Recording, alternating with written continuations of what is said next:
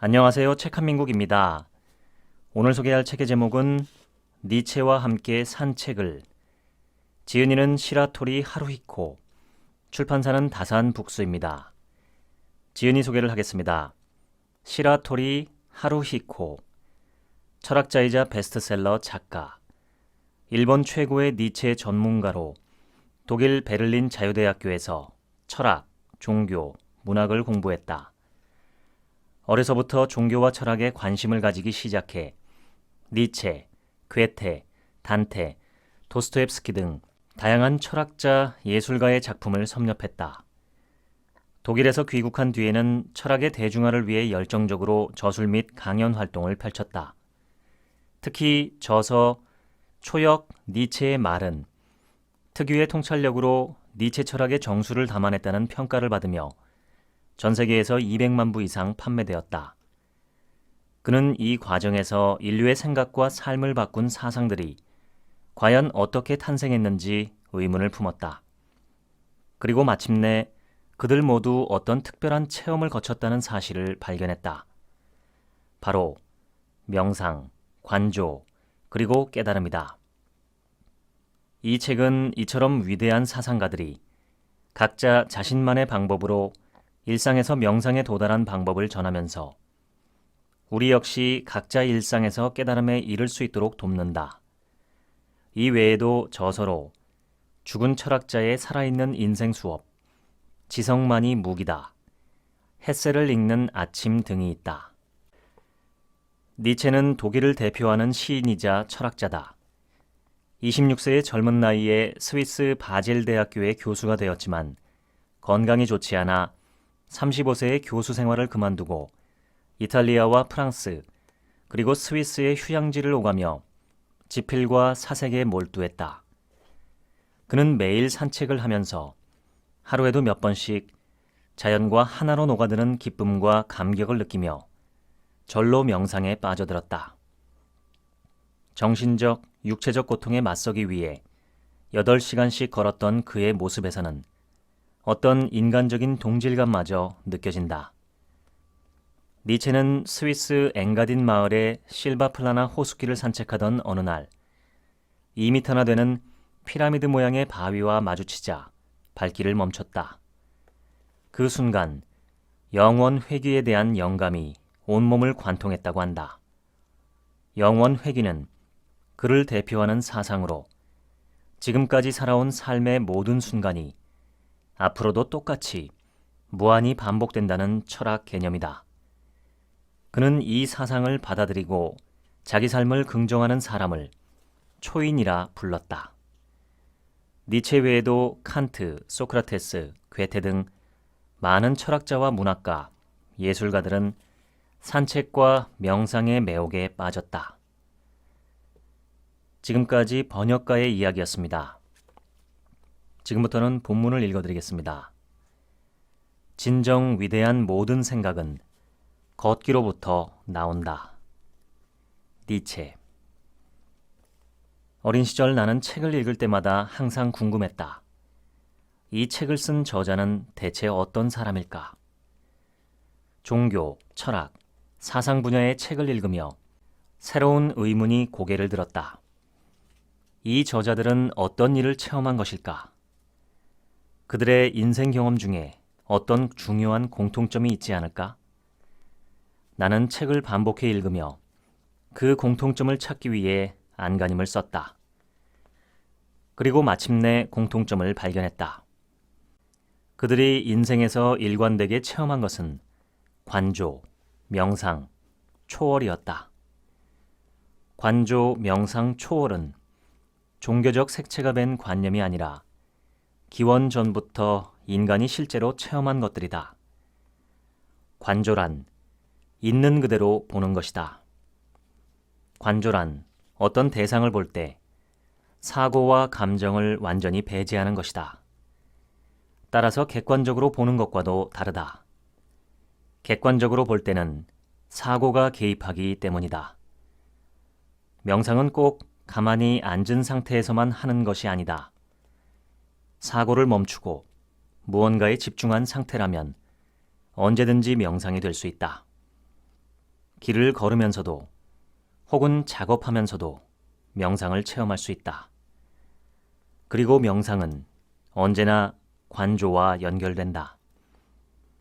관조와 명상이 깊어지면 깨달음에 이르기도 한다. 따라서 이 세 가지는 경계 없이 서로 이어져 있다. 독일의 철학자 프리드리히 니체는 날씨가 우리 삶에 큰 영향을 미친다고 믿었다. 그는 35세의 젊은 나이에 교수직에서 퇴직할 정도로 병약했지만 말개겐 화창한 날에는 몸이 아픈 걸 느끼지 못했다. 특히 휴양지에서 즐기는 산책은 그의 몸과 마음을 치유하는 구원이었다. 5km가 넘는 거리를 빠른 걸음으로 걷는 것이 당시 독일인이 생각하던 산책이다. 우리가 흔히 생각하는 여유로운 산책과는 전혀 다르다. 니체는 비 오는 날에도 우산을 쓰고 산책하러 나갔다. 그렇게 산책하는데 보통 8시간에서 길게는 10시간이 걸렸다. 니체는 자연에서 찾아낸 세 가지를 사랑했는데 바로 광대함, 고요함, 햇빛이었다. 그는 하루에 8시간 동안 혼자 자연 속에 있다 보면 15분간의 깊은 침잠이 몇 번 찾아온다고 말했다. 니체에게 산책은 자신의 깊은 내면에 이르는 길, 한마디로 자연 속 명상이었다. 그의 생활비는 바젤 대학교에서 매년 지급한 연금 3,000프랑이었다. 주요 이동수단은 증기기관차, 증기선, 우편 마차였다. 임대주택의 방 하나를 반년이나 몇 개월 단위로 계약해서 머물곤 했다. 니체는 창밖으로 산이 보이는 어두운 방을 좋아했고 그런 방을 찾아 자신만의 동굴로 삼았다. 낮에는 근처 식당이나 호텔에서 점심을 먹었고 마음이 내키면 호텔 연회장에 놓인 피아노를 치기도 했다. 그리고 나서 늘 산책했다. 친구에게 온 편지를 우체국 사서함으로 받아보고 세상 일에 관한 정보는 도서관에 비치된 신문과 잡지에서 얻었다. 후대의 의사들은 니체가 아마 뇌종양을 앓았거나 진행성 핵상 마비 질환에 시달렸을 것으로 추측한다. 혼자 산과 들을 걸으면서 무의식 중에 명상 상태로 들어가면 나와 자연의 경계가 허물어지고 어느새 하나로 녹아든다. 그러면 니체처럼 그 자리에서 넘치는 기쁨을 맛볼 수 있다. 현대사회의 생활 속도는 두려울 만큼 점점 빨라지고 있다. 현대인들은 생각하는 시간도 생각하는 데 필요한 정적도 잃어버렸다. 명상하는 삶이 점점 사라지고 있다. 본래 명상 생활을 하려면 여유로운 시간이 있어야 한다. 그 시간에 아무것도 하지 않는 것은 고귀한 일이다. 니체는 독일 최고의 위인으로 작가 요한 볼프강 폰 괴테를 꼽았다. 둘은 공통점이 있었는데 바로 명상하는 습관이었다. 괴테는 나는 새벽이 오기 전에 일어나 변화하는 하늘을 바라보며 명상한다 라고 썼다. 시인 라이너 마리아 릴케는 19세의 첫 시집을 출간한 이후 일정한 직업 없이 독일, 오스트리아, 이탈리아, 러시아 등 유럽 각지와 아프리카 곳곳을 여행하며 살았다. 그는 친구와 지인의 도움을 받아 자유롭게 떠돌면서 시, 수필, 소설을 썼다. 시의 소재를 찾기 위해 공원, 동물원, 식물원에서 인간과 동식물을 유심히 관찰했다. 시인 릴케의 관찰은 일찍부터 관조의 수준에 있었다. 릴케도 관조와 명상이라는 말을 사용했다. 관조란 고요한 마음으로 사물과 현상을 바라보는 상태로, 관조할 때는 무의식 중에 깊은 명상 상태로 옮겨가게 된다. 자연 세계의 내면과 외부가 통하는 경험은 릴케가 아름다운 시를 쓰는 계기가 되었다. 독일의 사회심리학자 에리히 프롬은 나치가 정권을 장악하자 스위스를 거쳐 미국으로 망명했다. 그 후 프롬은 주로 멕시코와 미국의 대학에서 교수로 지내며 연구에 전념했다. 프롬은 서재와 강의실만을 오간 학자가 아니었다. 수많은 인생 경험을 거치며 자유와 사랑에 관한 인간학을 만들어냈다. 그는 이론만 내세우는 것이 아니라 몸소 실천했고, 현대 사회에서 인간성을 되찾기 위해서는 무엇보다 명상이 필요하다고 강조했다. 그의 논지를 요약하면 다음과 같다. 현대인은 모든 일을 처리하는 데 쫓기며 하루하루를 소비한다. 현대 사회가 생산과 소비 시스템의 효율적인 구조와 속도만을 쫓기 때문이다. 현대 사회는 생산과 소비를 촉진하기 위해 끊임없이 신제품을 만들고 헤아릴 수 없이 많은 광고를 내보내 구매 욕구를 부추긴다. 우리는 그 상황을 당연하게 받아들이고 끝없이 물건을 사들인다. 인간의 생활은 과열된 사회 시스템에 완전히 익숙해져 다음과 같이 변화한다. 1. 개개인이 아무런 자각 없이 사회 시스템의 도구로 전락하고 만다. 일할 때도 오직 결과와 대가를 얻는 데만 매달린다. 2. 한 권의 책을 찬찬히 읽고 사상을 이해하는 걸 번거로워한다. 요약된 얄팍한 책자를 훑어보고 원래 책이 말하고자 하는 사상을 전부 이해했다고 여긴다. 3. 인간에 대해서도 마찬가지다. 상대의 직함이나 소속만으로 상대를 다 안다고 여기고 상대가 정말로 어떤 사람인지 알려고 하지 않는다.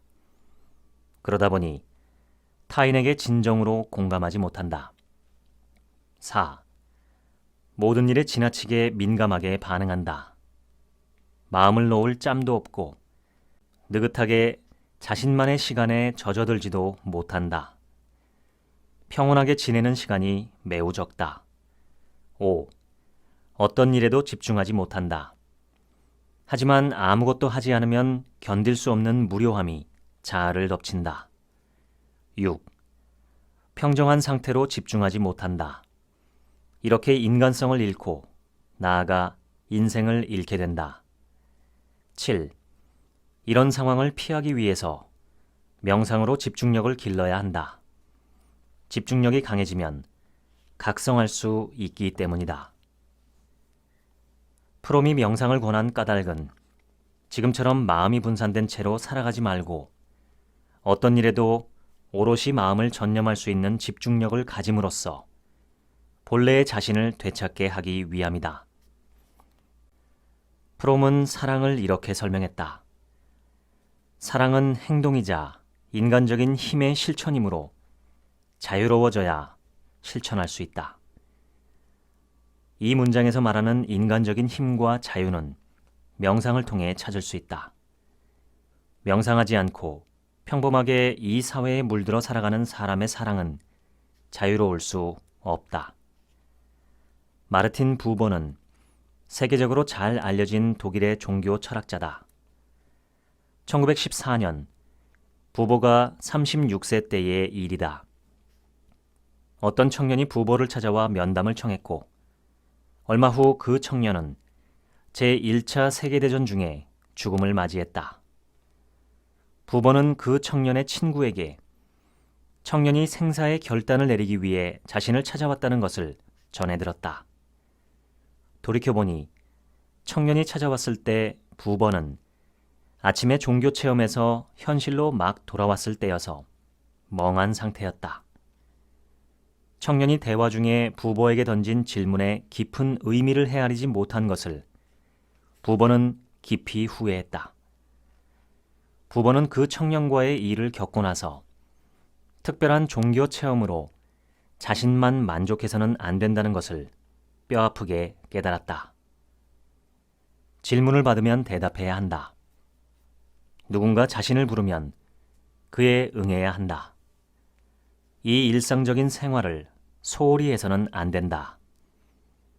이렇게 생각하고 쓴 책이 바로 그의 대표작 나와 너이다. 부보의 명작 나와 너는 현실 세계에서 잃어버리기 쉬운 인간성을 회복시켜야 한다는 주제를 담고 있다. 그 유명한 첫머리는 다음과 같다. 세계는 사람이 취하는 이중적인 태도에 따라서 사람에게 이중적이다. 세계는 인간이 어떤 태도를 취하느냐에 따라 두 가지 모습이 된다. 하나는 나와 너로 관계하는 태도를 취하는 것이다. 또 다른 하나는 나와 그것으로 관계하는 태도다. 여기서 그것이란 물건이나 일 또는 상황을 뜻한다. 상대가 사람인데도 물건인 양 취급하는 것이다. 현대와 같이 자본이 우선되는 사회에서는 이익 추구를 앞세우는 나와 그것의 관계가 압도적으로 증가한다. 부보가 말하는 나와 너의 관계를 아주 간단히 설명하면 아무런 조건이나 이해타산 없이 상대를 속이거나 숨기는 일 없이 사람 대 사람으로 사랑으로 충만한 관계가 되는 것이다. 나와 너의 관계를 형성하는 것은 오로지 그때 자신이 취하는 태도와 마음뿐이다. 부보는 자연과 나와 너의 관계를 맺은 대표적인 인물로 괴테를 꼽았다. 또한 신과 나와 너의 관계를 맺은 대표적인 인물로 예수를 들었다. 그러나 역사적 인물 중에서도 나폴레옹은 나와 너의 관계가 결핍된 삶을 살았다. 나폴레옹은 사람도 물건도 유용성이라는 가치 기준으로 판단했고 심지어 자신마저도 그것으로 다루었다. 나폴레옹은 자신을 소외시켰다. 오늘날 자본주의 사회에서는 나폴레옹과 같은 사람이 점점 더 늘어나고 있다. 그렇다면 나와 너의 올바른 관계를 구축하기 위한 구체적 방법은 무엇일까? 부보는 그런 방법은 없다고 단호하게 말한다. 하지만 너는 언제나 그곳에 존재한다. 태도 하나로 너의 모습을 볼 수 있기 때문이다. 그 태도란 현재의 모습을 완전히 수용하는 일이다. 자신은 이렇고 인간은 이러이러해야 한다는 편견에서 벗어나 꾸밈이나 거짓 없이 명백하게 아기처럼 순수하고 아무 사념 없이 모든 가치관을 버리고 현재의 모습을 마주할 때 눈앞에 너의 모습이 보일 것이다. 일본의 사상가 스즈키 다이세츠는 냉난자지를 강조했는데 차가운지 따뜻한지는 직접 마셔봐야 알 수 있다는 의미다. 누구든 직접 겪지 않고는 알 수 없다는 뜻이다. 고대 중국의 많은 선승이 일상의 용물을 보다가 깨달음을 얻었다. 한 예로 9세기 중국의 선승 지하는 빗자루로 길을 쓸다가 깨달음을 얻었다. 그는 두뇌가 명석한 승려였으나 스승이 던진 물음에 대답하지 못한 것을 무척 부끄러이 여겨 가진 책을 모두 불태우고 수행승들의 식사 준비를 자처했다. 몇 년 후에 그는 산으로 들어가 대나무를 심고 홀로 지냈다. 빗자루로 길을 쓸던 중 우연히 기와 조각이 튀어 대나무에 부딪히는 소리를 듣고 큰 깨달음을 얻었다. 그는 그때의 체험을 이렇게 기록했다. 딱소리 한 번에 아는 바를 다 잊으니 수행으로 다스릴 일이 아니었구나. 이 문장은 깨달음은 수행이나 지식이 아니라 대자연의 특별한 기회를 통해 얻게 된다는 뜻이다. 오늘날에는 사찰이 돈벌이를 위해 초등학생이나 유명인에게 좌선을 시키기도 한다. 이렇게 보여주기 위한 가식을 일삼는 사찰은 불교의 간판을 내건 상점에 지나지 않는다. 한 사람을 배에 비유하면 사람이라는 배를 한층 더 무겁게 하는 것이 있다. 바로 개념이다. 스즈키 다이세츠는 다음과 같이 말했다. 인간 마음의 최대 난점은 실제를 해석하기 위해 가공의 개념을 창출하는데 다시 그 개념을 실제화해서 마치 가공의 것을 진짜 있는 것처럼 다루는 일이다. 배를 비운다는 것은 우리 마음에 있는 일체의 개념을 비우는 일이다. 우리는 무언가가 실제로 존재하는 상태를 있다, 실제로 존재하지 않는 상태를 없다라고 표현한다.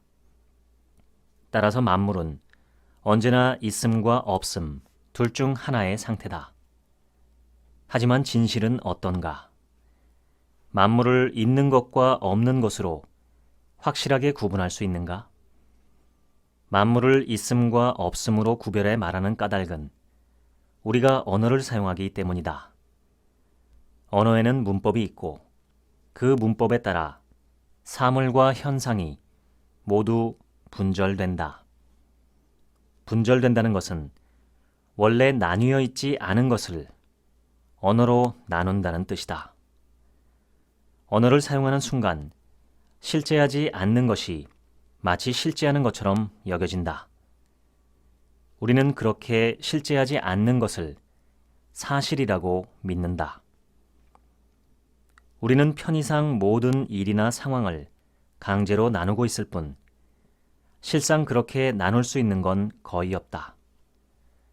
사실에는 언제나 확실한 경계가 없기 때문이다. 어떤 명확한 언어를 사용할 때 우리는 마치 사실에 관해 말하는 것 같지만 실은 언어에 의해 제한되거나 생성된 관념을 말할 뿐이다. 그런데도 그 관념이 그대로 실제 모습이라고 믿는다.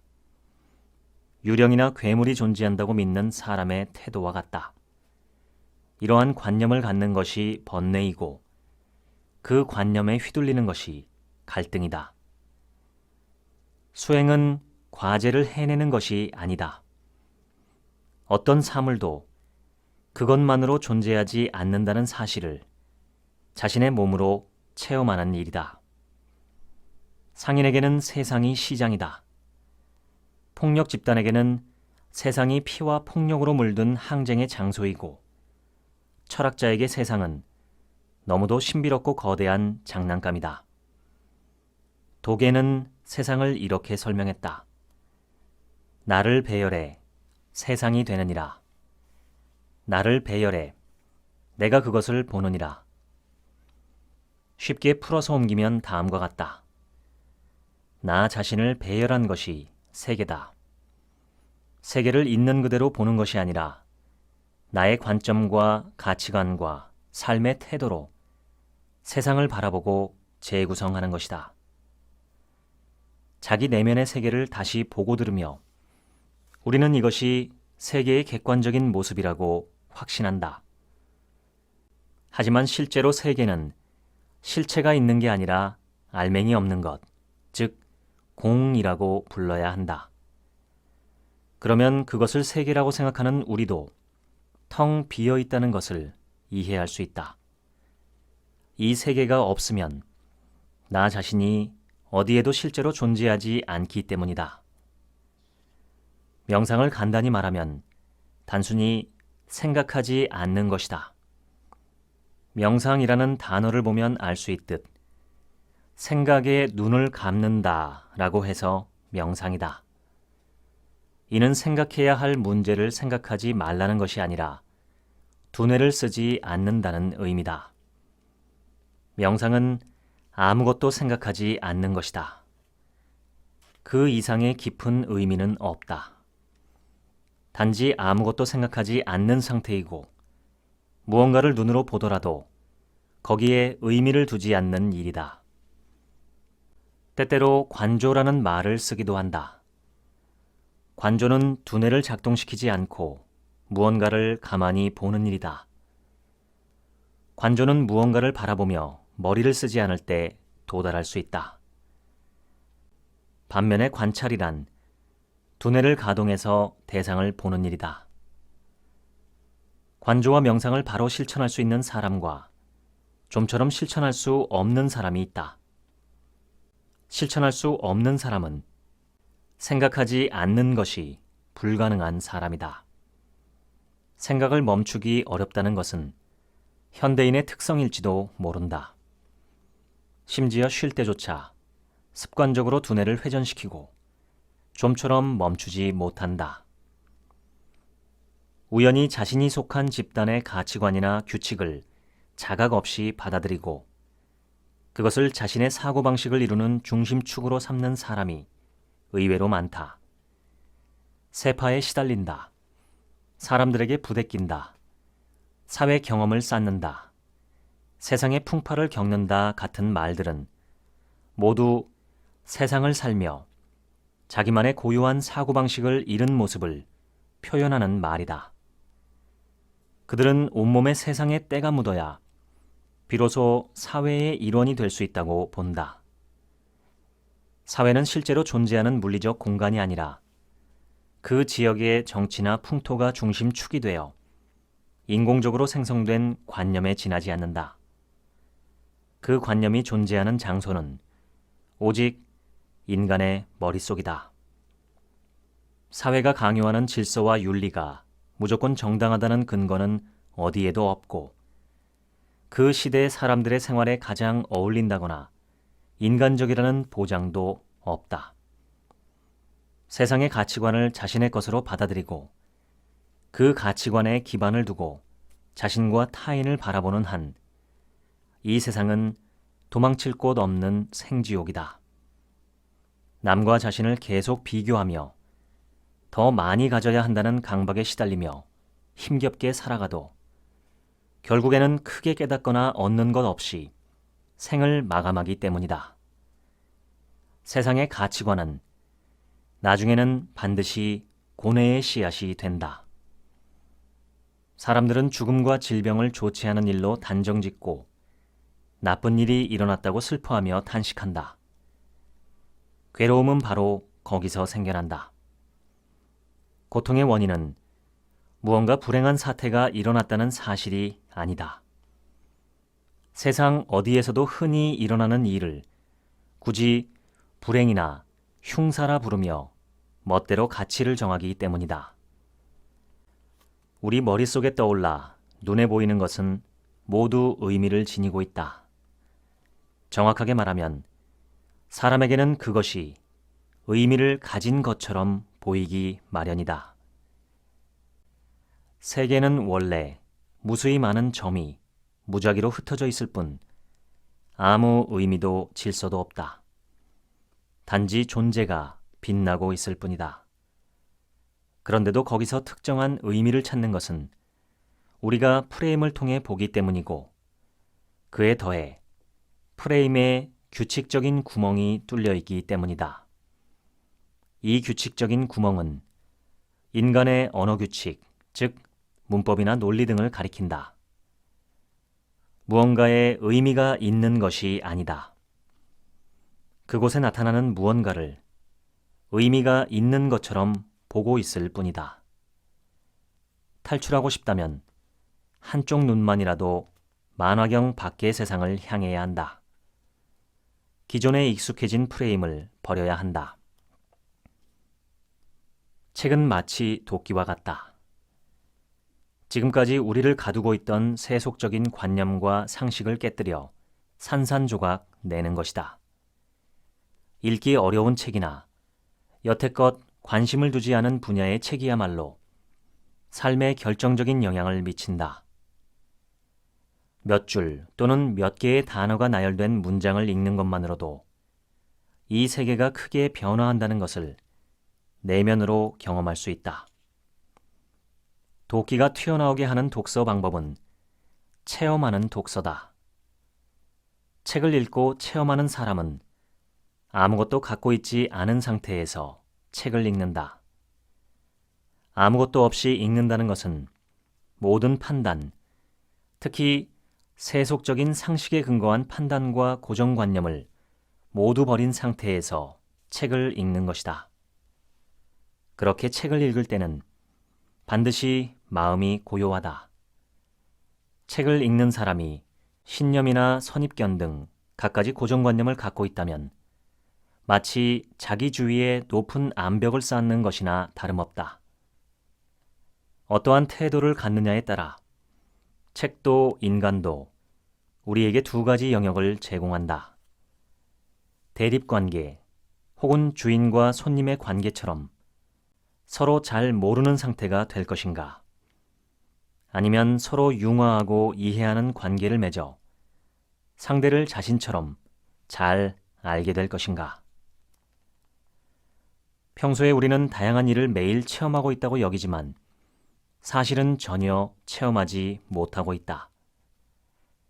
우리는 눈앞에서 벌어지는 일이나 상대방을 두고 그건 이러이러한 일일 것이다 라든가 이 사람도 분명 예전에 그런 사람들과 다름없을 걸 하며 선입견에 사로잡혀 함부로 판단한다. 또한 그 판단이 객관적 사실인 것처럼 여기는 경향이 있다. 이는 체험하지 않고 그저 머릿속에 있는 기억과 전례에 비추어 자기 기준대로 판단하는 것이다. 이런 사람은 아무것도 체험하지 못한다. 그저 삶을 처리할 뿐이다. 마르틴 부버는 같은 행위가 태도에 따라 큰 차이를 만들어내는 현상을 이렇게 설명했다. 경험을 지속할 때 인간은 세상에 관여하지 않는다. 경험이란 인간의 내부에서 일어나는 일이지 인간과 세상 사이에 놓여 있는 것이 아니기 때문이다. 앞서 인용한 문장의 핵심은 체험이 우리의 내부에서 일어난다는 것이다. 다시 말해 자신을 고스란히 상대에게 전하고 상대 또한 자신을 내주며 상호 교류할 때를 오직 체험이라 말할 수 있다. 매사를 머리로만 파악하려는 습성은 고등교육을 받은 현대인의 특징이다. 현대인은 직접 체험하지 않고 다양한 상황을 논리적으로 이러할 것이다 라고 예측한다. 나아가 사고 실험을 하는데 그치지 않고 분명 이럴 게 틀림없어 라고 가설을 세워 단정 짓는다. 우리 삶은 그렇지 않다. 모든 것을 조망할 수 있다고 해도 절대로 전체를 이해할 수 없다. 예를 들어 술을 마셔보지 않고 취기를 이해할 수 없는 것과 마찬가지다. 낚시하지 않고 바다를 바라보기만 한다면 물고기가 낚싯바늘에 걸렸을 때의 독특한 감촉을 알 수 없다. 새끼 고양이의 사진을 보기만 해서는 새끼 고양이가 몸에 닿았을 때의 사랑스러운 촉감을 도저히 이해하지 못한다. 연애한 적이 없는 사람은 연애할 때의 미묘한 심경을 이해할 수 없다. 애초에 현실에 존재하는 것에 관해서는 어떤 방법과 지성을 총동원해도 절대 이해할 수 없다. 진정으로 이해하려면 일일이 체험해서 자기 나름대로 알아가는 수밖에 없다. 그래서 몸이 존재하는 것이다. 체험으로 이해하는 일이야말로 세상을 살아가는 의미이자 인생의 유일하고도 가장 중요한 의의다. 하지만 현대인은 이 중요한 사실을 잊고 있다. 선사는 제자에게 보라고 조언했다. 설명을 듣고 똑똑히 이해하라고 하지 않은 것은 직접 눈으로 보지 않고서는 실감할 수 없기 때문이다. 보라.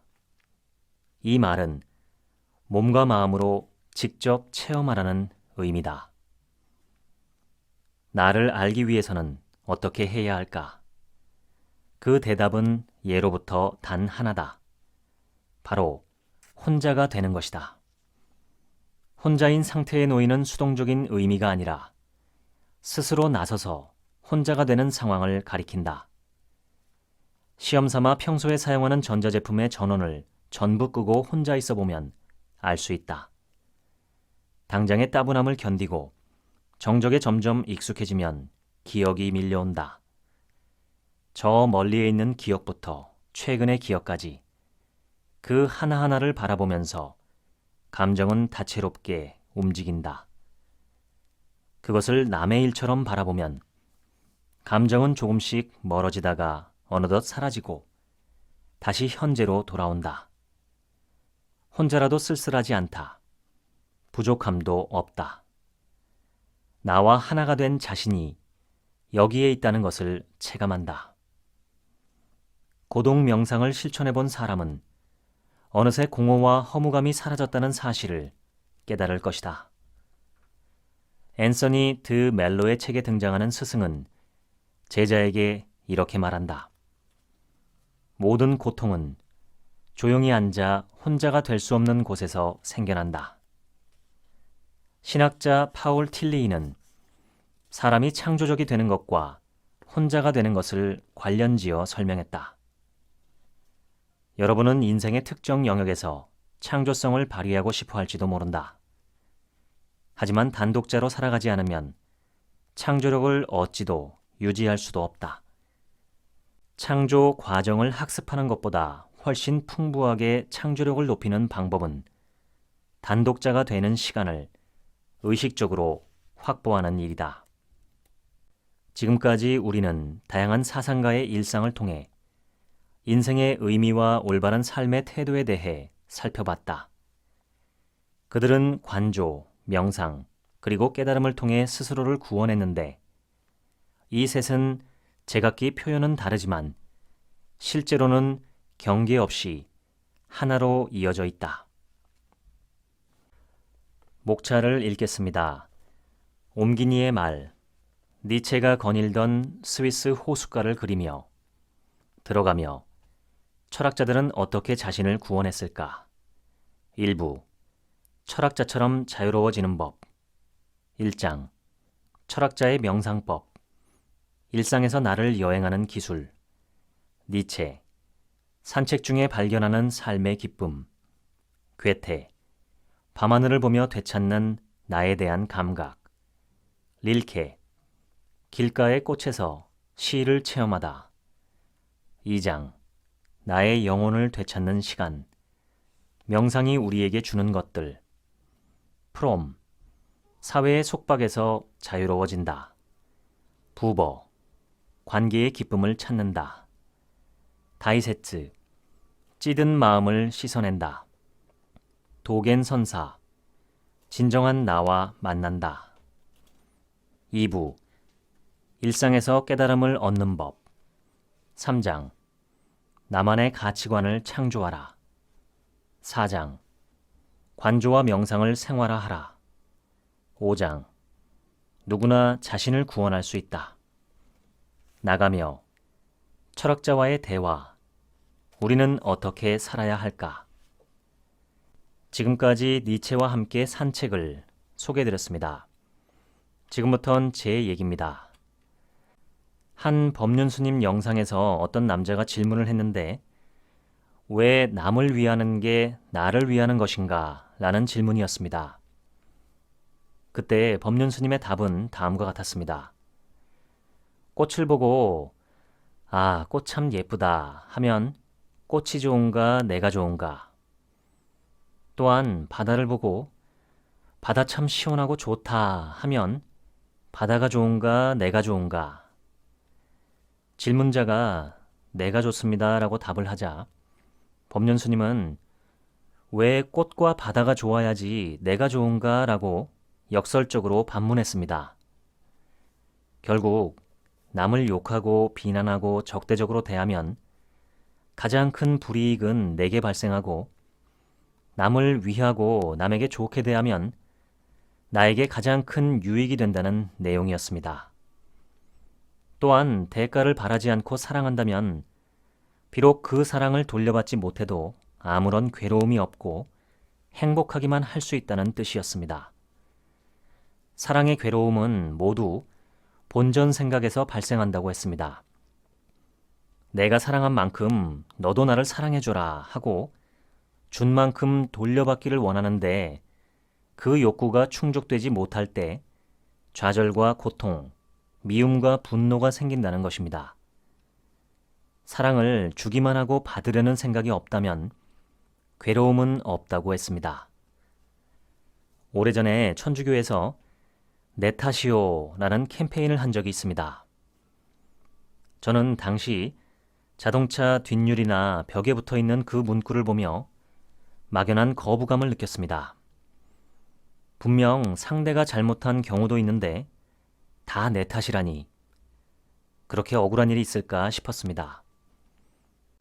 그런데 불교나 상담 심리, 정신 분석에서 갈등이나 고민, 스트레스를 해소하는 방법을 보면 대체로 이 내 탓이요 캠페인과 꽤 유사합니다. 그래서 법륜 스님을 싫어한다는 사람도 여럿 보았습니다. 그분 이야기를 듣다 보면 결국 다 내가 잘못한 것이라는 얘기라 싫다는 겁니다. 실제로 법륜 스님 영상을 보면 질문자들은 대부분 면박을 당하고 혼납니다.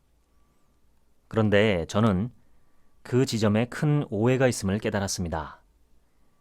내 탓이라는 말은 내가 잘못했다는 뜻이 아닙니다. 누구의 잘못인지 그 책임 소재를 따지자는 얘기가 아닙니다. 내 탓이요라는 말의 뜻은 제 소견으로 해석하기에는 첫째, 지금 내가 겪는 고통과 스트레스는 나의 태도와 마음을 변화시켜서 모두 해소할 수 있다는 뜻입니다. 둘째, 내 인생에 무슨 일이 일어나든 그것을 회피하지 않고 온전히 내 인생의 한 부분으로 끌어안고 책임지며 살아가겠다는 주체적인 선언입니다. 셋째, 내가 겪는 모든 일의 대부분은 아무리 적은 분량이라도 나의 잘못이나 책임도 포함되어 있다는 객관적인 분석입니다. 내 탓이요라는 말은 우리 삶의 고통 대부분을 해소할 수 있는 열쇠일지도 모릅니다. 그러므로 저는 괴로울 때 나 자신을 관찰하는 연습이 필요하다고 생각합니다. 내게 어떤 욕구와 좌절이 있는지, 어떤 기준과 관념이 충족되지 못해서 괴로운지, 그리고 그 욕구와 기준들은 과연 옳은 것인지 내 속을 냉정하게 관찰할 필요를 느낍니다. 그러기 위해서는 사색과 관조가 필요하고 사색과 관조를 위한 최고의 방법이 자연 속의 산책이 아닐까 합니다. 뇌의 존재 목적에 대해서는 여러 설이 있지만 움직임을 위한 것이라는 주장에 저는 큰 설득력을 느낍니다. 유튜브 채널 중에 1분 과학이라는 것이 있습니다. 거기에 운동을 꼭 해야 하는 진짜 이유라는 3분 57초짜리 영상을 한번 보시기 바랍니다. 거기 보시면 멍게와 코알라 이야기가 나옵니다. 멍게는 바닷속을 헤엄쳐 다니다가 특정 시기가 되면 한 지점에 정착을 하고 더 이상 움직이지 않는데 그때 특이하게도 자신의 뇌를 다 먹어버린다고 합니다. 더 이상 움직일 필요가 없으니 뇌가 필요 없어졌다는 뜻이죠. 또한 코알라의 두개골 속에는 뇌가 꽉 차 있지 않고 40% 정도가 비어 있는데 이것은 코알라가 오랜 세월 움직임을 줄여오면서 뇌가 자연히 퇴화한 증거라고 합니다. 자연과 더불어 산책하고 관조, 사색, 명상하는 습관 적극적으로 추천드립니다. 그러면 더 건강해지고 더 행복해지고 더 풍성한 인생을 살 수 있다고 생각합니다. 지금까지 책 한 민국 생각이었습니다. 감사합니다.